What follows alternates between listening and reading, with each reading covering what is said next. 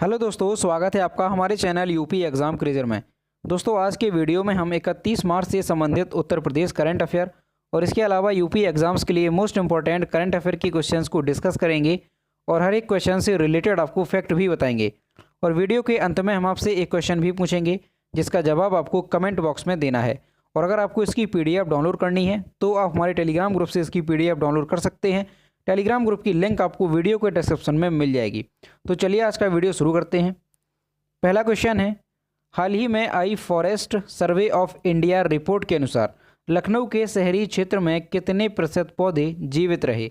Option number A है 90%, B है 95%, सी है 80% और डी है 85%। तो इसका जो करेक्ट आंसर है वो है ऑप्शन नंबर बी, 95%। हाल ही में फॉरेस्ट सर्वे ऑफ इंडिया ने रिपोर्ट जारी की है। इस रिपोर्ट के अनुसार लखनऊ के शहरी क्षेत्र में 95% पौधे जीवित पाए गए, जबकि लखनऊ के ग्रामीण इलाकों में 75% पौधे ठीक पाए गए हैं। पिछले साल ही लखनऊ में कुल 27 लाख पौधे लगाए गए थे। सभी पौधों की जियो टैगिंग की गई थी। अब रिपोर्ट आई तो हरियाली की खुशखबरी लेकर आई है।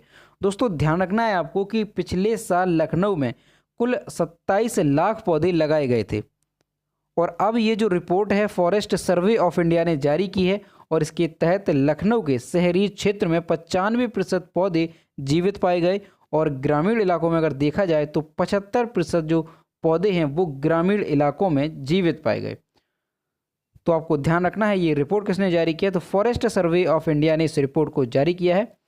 अगला क्वेश्चन है, उत्तर प्रदेश का पहला आयुष विश्वविद्यालय कहाँ स्थापित होगा? ऑप्शन नंबर ए है गोरखपुर, बी है कानपुर, सी है नोएडा और डी है आगरा। इसका जो करेक्ट आंसर है वो है option number A, Gorakhpur. Gorakhpur में बनने वाले प्रदेश के पहले आयुष विश्वविद्यालय के लिए जिला प्रशासन ने नई जमीन चिन्हित कर ली है। इस बार भटहट क्षेत्र के ग्राम पंचायत तरकुलवा एवं पिपरी में सीलिंग के करीब 52 एकड़ जमीन को प्रशासन ने शनिवार को कब्जे में लिया है। इसी जमीन पर आयुष विश्वविद्यालय बनाने का प्रस्ताव शासन को भेजा जाएगा। गोरखपुर में प्रदेश का पहला आयुष विश्वविद्यालय स्थापित करने की घोषणा होने के बाद जिला प्रशासन की ओर से करीब 1 वर्ष पूर्व चौरी चौरा तहसील क्षेत्र के मलमलिया में इसके लिए जमीन चिन्हित की गई थी। तो दोस्तों, ये जो आयुष विश्वविद्यालय है ये प्रदेश का पहला आयुष विश्वविद्यालय है और ये कहाँ पर स्थापित किया जा रहा है, तो गोरखपुर में ये स्थापित किया जा रहा है। अब इसमें दोस्तों मामला क्या है कि 1 साल पहले चौरी चौरा तहसील क्षेत्र में इसके लिए ज़मीन चिन्हित की गई थी। कहाँ पर, तो मलमलिया में। चौरी चौरा जो तहसील है उसमें मलमलिया में इसके लिए ज़मीन चिन्हित की गई थी, लेकिन उस ज़मीन से संबंधित जो मामला है वो कोर्ट में चला गया। तो इस वजह से अब उस ज़मीन पर ये आयुष विश्वविद्यालय ना बन के इसके लिए नई ज़मीन चिन्हित की गई है। और अब ये जो आयुष विश्वविद्यालय है ये कहाँ पर बनेगा, तो भटहट क्षेत्र के ग्राम पंचायत तरकुलवा एवं पिपरी में सीलिंग के करीब 52 एकड़ की जमीन पर इसे बनाया जाएगा। तो आपको ध्यान रखना है कि प्रदेश का ये पहला आयुष विश्वविद्यालय है और ये कहाँ पर स्थापित किया जाएगा, तो गोरखपुर में ये स्थापित किया जाएगा। ये क्वेश्चन मोस्ट इंपॉर्टेंट है, ये अच्छे से आपको ध्यान में रखना है। अगला क्वेश्चन है, दिल्ली मेरठ एक्सप्रेसवे यातायात के लिए कब से चालू कर दिया जाएगा? ऑप्शन नंबर ए है 5 अप्रैल 2021, बी है 31 मार्च 2021, सी है 1 अप्रैल 2021 और डी है 7 अप्रैल 2021। इसका जो करेक्ट आंसर है वो है ऑप्शन नंबर सी, 1 अप्रैल 2021। दिल्ली से पश्चिमी उत्तर प्रदेश के दर्जन भर जिलों के बीच का सफ़र 1 अप्रैल से आसान होने वाला है। केंद्रीय सड़क एवं परिवहन राजमार्ग मंत्रालय की ओर से दिल्ली मेरठ एक्सप्रेसवे का शुरू करने की मंजूरी मिल गई है। 1 अप्रैल से दिल्ली मेरठ एक्सप्रेसवे चालू कर दिया जाएगा, जिसके बाद दिल्ली से मेरठ, गाजियाबाद, हापुड़, शामली, मुजफ्फर के साथ उत्तराखंड के लोग भी इसका लाभ उठा सकेंगे। और दिल्ली से मेरठ तक पहुंचने में आप जो है 60 मिनट में पहुंच सकेंगे। 8 से 10 किलोमीटर की दूरी पर एक्सप्रेसवे की प्रत्येक लेन के ऊपर एक डिस्प्ले लगाई जाएगी, जिस पर चलते हुए वाहन की गति देख सकेंगे। तो दोस्तों, आपको ध्यान रखना है कि ये जो दिल्ली मेरठ एक्सप्रेसवे है ये 1 अप्रैल से चालू कर दिया जाएगा और ये एक्सप्रेसवे एडवांस तरीके का है। यहाँ पर आपको 8 से 10 किलोमीटर की दूरी पर प्रत्येक लेन के ऊपर एक डिस्प्ले मिलेगी। उस डिस्प्ले में चलते हुए वाहन की गति आप देख सकते हैं। तो यहाँ पर आप देख सकते हैं। और दोस्तों ये जो एक्सप्रेसवे है ये देश का पहला एक्सप्रेसवे है जिस पर चलते हुए वाहन का टोल टैक्स जो है वो कट जाएगा। तो ये भी आपको ध्यान रखना है। अगला क्वेश्चन है, वन्य जीवों के संरक्षण के प्रति अपने योगदान के लिए प्रतिष्ठित अंतर्राष्ट्रीय रेंजर पुरस्कार जीतने वाले एशिया के एकमात्र रेंजर कौन हैं?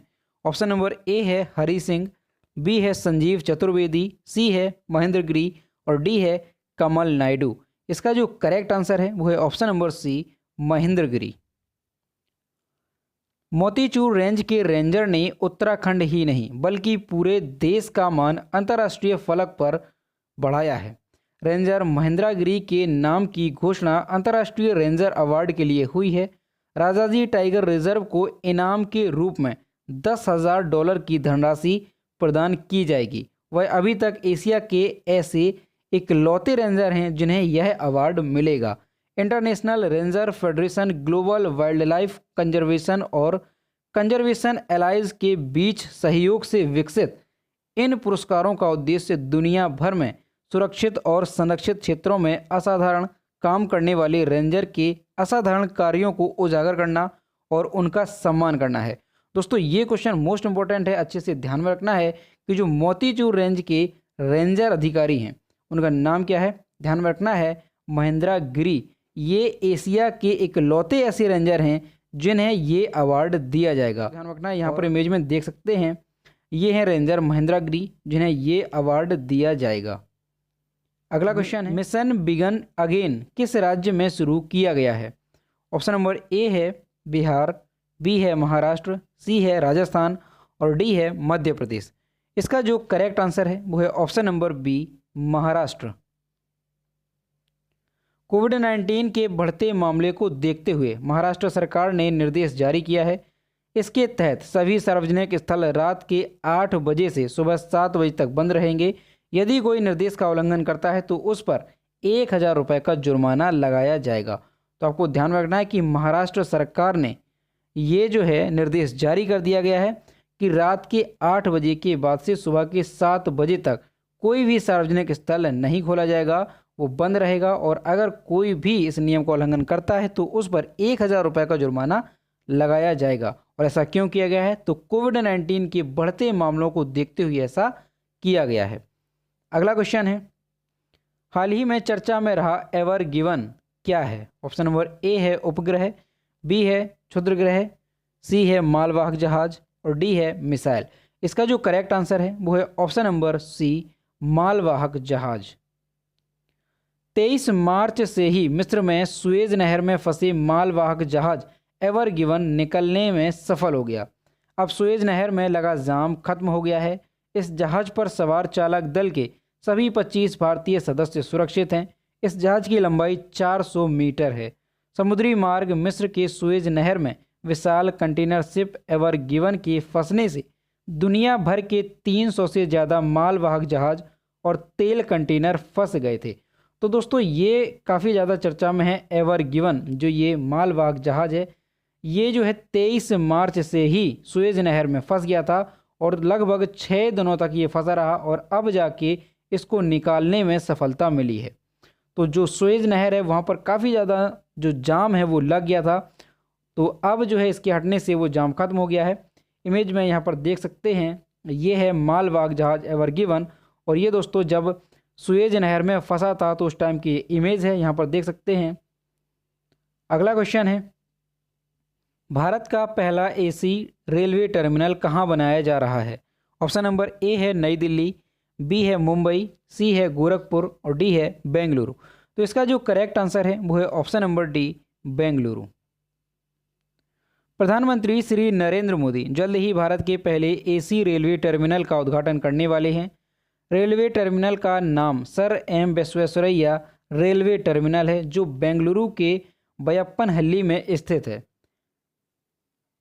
एयरटेल मिनल 32 जोड़ी। दोस्तों ये जो एसी टर्मिनल है, यहाँ पर दोस्तों टाइपिंग एरर हो गई है, यहाँ पर है एसी टर्मिनल 32 जोड़ी ट्रेन को हैंडल करेगा। तो दोस्तों ये क्वेश्चन मोस्ट इंपॉर्टेंट है, अच्छे से ध्यान में रखना है कि ये भारत का पहला एसी रेलवे टर्मिनल होगा जो कि पूरी तरह से वातानुकूलित होगा। और इसका नाम क्या होगा? तो sir M Visvesvaraya railway terminal इसका नाम होगा। और सबसे इम्पोर्टेंट आपको ध्यान रखना है कि ये कहाँ पर स्थित है, तो बेंगलुरु के बैयप्पनहल्ली में ये स्थित है। ये अच्छे से आपको ध्यान रखना है।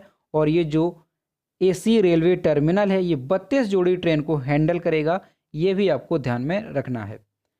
अगला क्वेश्चन है, मार्च 2021 में किस देश के राष्ट्रीय वन क्षेत्र में जंगल की आग में पारिस्थितिकी तंत्र पर प्रतिकूल प्रभाव डाला है? ऑप्शन नंबर ए है नेपाल, बी है भूटान, सी है म्यांमार और डी है पाकिस्तान। इसका जो करेक्ट आंसर है वो है ऑप्शन नंबर ए नेपाल।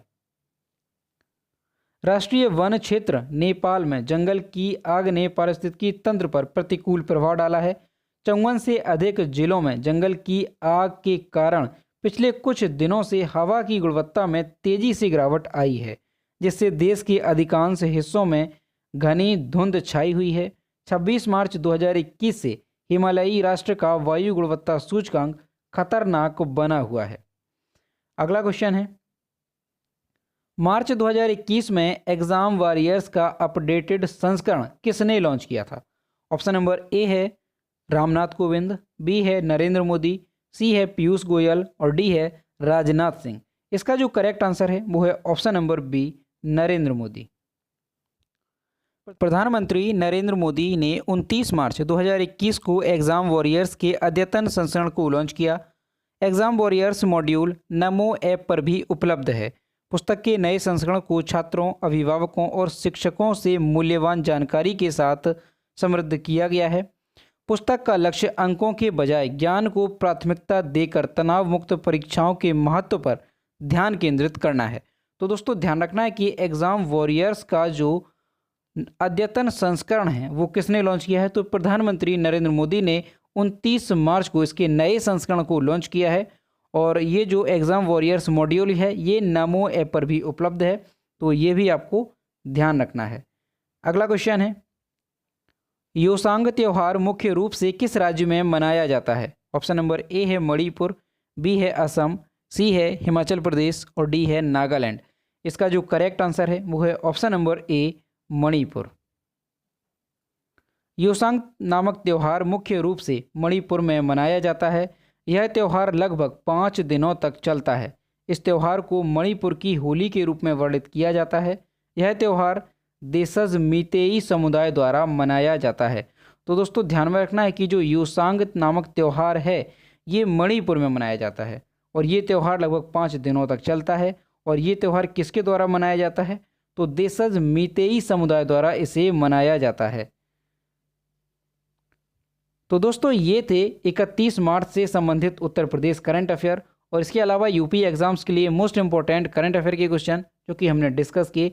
अब हम देखते हैं पिछले वीडियो का क्वेश्चन जो हमने आपसे पूछा था। तो ये है कल के वीडियो का क्वेश्चन जो हमने आपसे पूछा था, हाल ही में दिए गए 66वें फिल्म फेयर अवार्ड्स में बेस्ट एक्टर का अवार्ड किसे दिया गया? इसका जो करेक्ट आंसर था वो ऑप्शन नंबर बी था इरफान खान। और लगभग सभी स्टूडेंट्स ने इसके सही जवाब दिए। और मैं फिर से कहता हूं कि जो भी क्वेश्चन आपसे पूछा जाए तो सभी लोग उसका आंसर जरूर किया करो। तो ये है आज का क्वेश्चन, दक्षिण कोरिया की महारानी हो का स्मारक उत्तर प्रदेश के किस जिले में बनाया जा रहा है? ऑप्शन नंबर ए है अयोध्या, बी है बरेली, सी है गोंडा और डी है बस्ती। इसका जो भी करेक्ट आंसर है वो आपको कमेंट बॉक्स में बताना है। तो दोस्तों अगर आपको आज का वीडियो पसंद आया हो तो वीडियो को लाइक करें, शेयर करें और अगर चैनल पर नए हैं तो चैनल को सब्सक्राइब करना ना भूलें। साथ ही बेल आइकन को भी प्रेस करें ताकि टाइम टू टाइम नोटिफिकेशन आप तक पहुंचता रहे। तो मिलते हैं नेक्स्ट वीडियो में। Thank you.